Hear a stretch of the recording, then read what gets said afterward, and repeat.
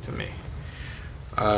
So you're left. We're just gonna do a 2-5-1-4 in B flat, root third, root 7 voicings. So you got your C minor, C minor, F, B flat major 7, E flat. Okay. Yeah. And what I'm gonna do in this improvisation, I don't know. We're gonna do this. Okay, so your first scale will be B flat pentatonic. Okay. So if you want, so I'll just do improvise for a second.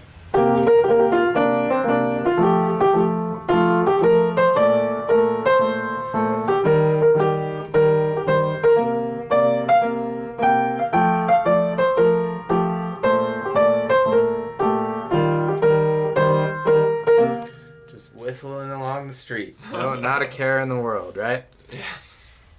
We're going to add a note.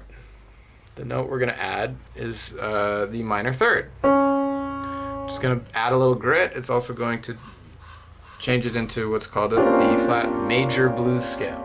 Okay? This is a major blues scale. You have a major pentatonic scale with a flat third as well. And that's going to sound like this.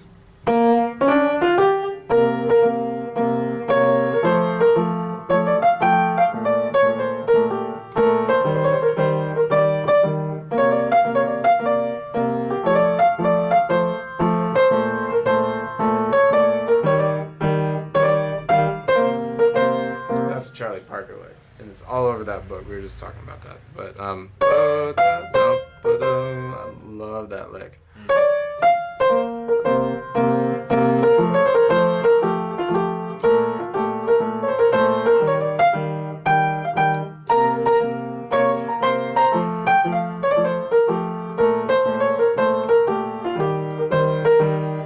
Okay, you got a little more life experience with the. You're a little bit more gritty of a person. Then we're going to add one other note, just because it's convenient. We're going to add the flat 6, or sharp 5. So our scale is now, so we started with our major pentatonic, we added our flat third, now we're going to add this one, okay? And we're not going to really hammer on it. Like the minor third, you can hammer on it. This one, you got to be a little more careful with it. So at the moment, we're gonna treat it more of as a passing tone. So.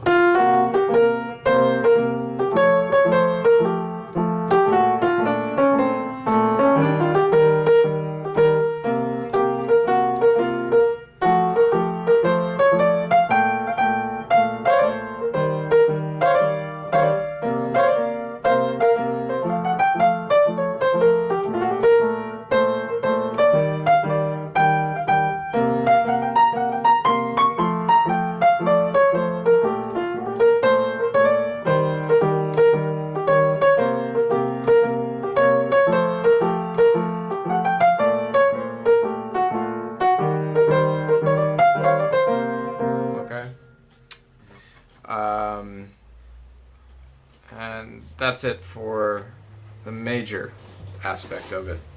Now we're going to take the same thing, we're going to go minor pentatonic. Okay? Minor pentatonic, or the same thing.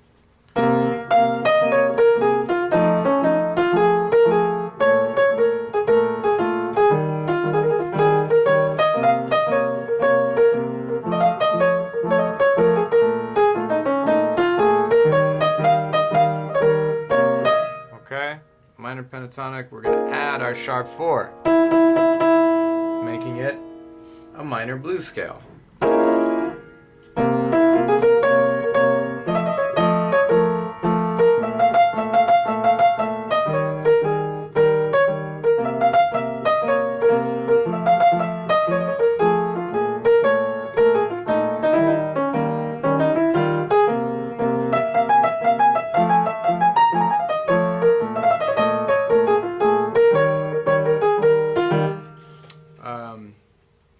And at that point, Let's add one more. Just learn this lick. I'm gonna play this lick again for you because it's the most awesome lick.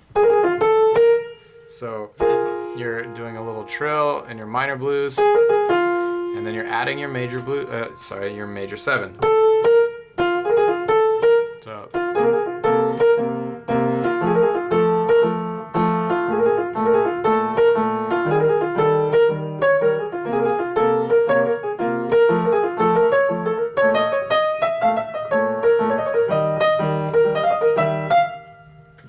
Too. So there's your major 7, and then one more note. The only note left is B. So.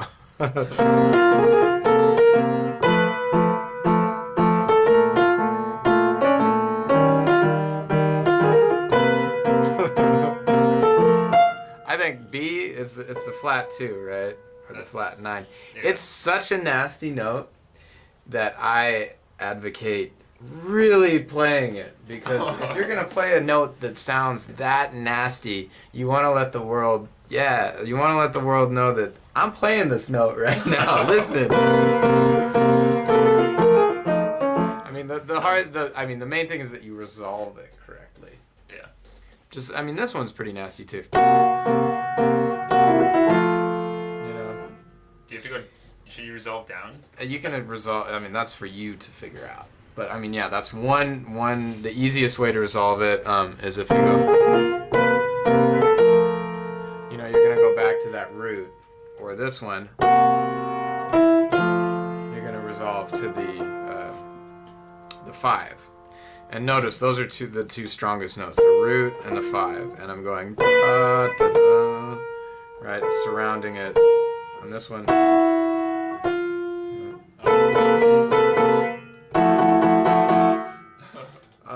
So what I was saying earlier,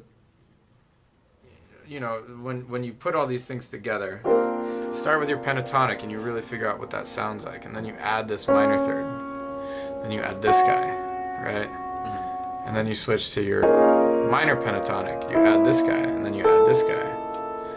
And at that point, if you put all those notes together, it's all of them. And then except for the nasty of the nasty, the flat 2, the B. So as what I'm trying to get across is this thought process of playing over this chord progression, because the chord progression is just straight major, B flat major, and if you want to play, you can play just a major scale.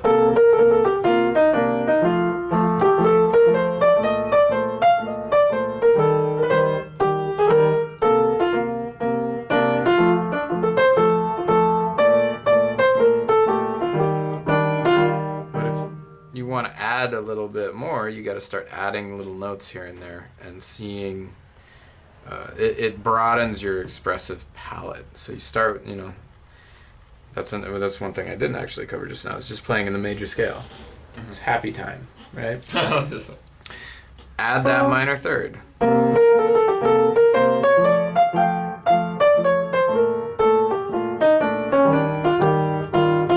Now take that away, add the flat 7.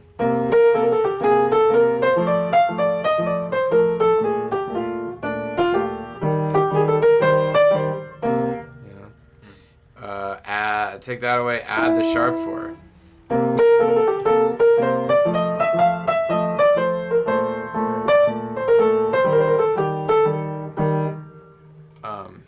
Any of that, just add those other notes.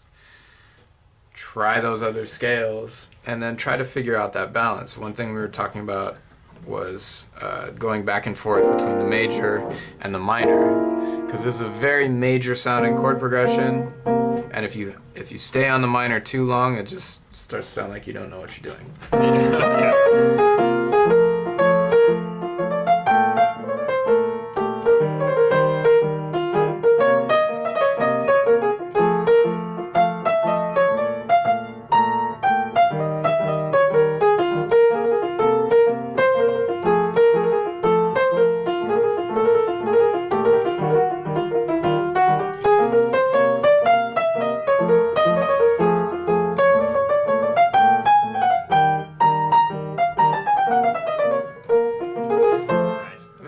have all the notes.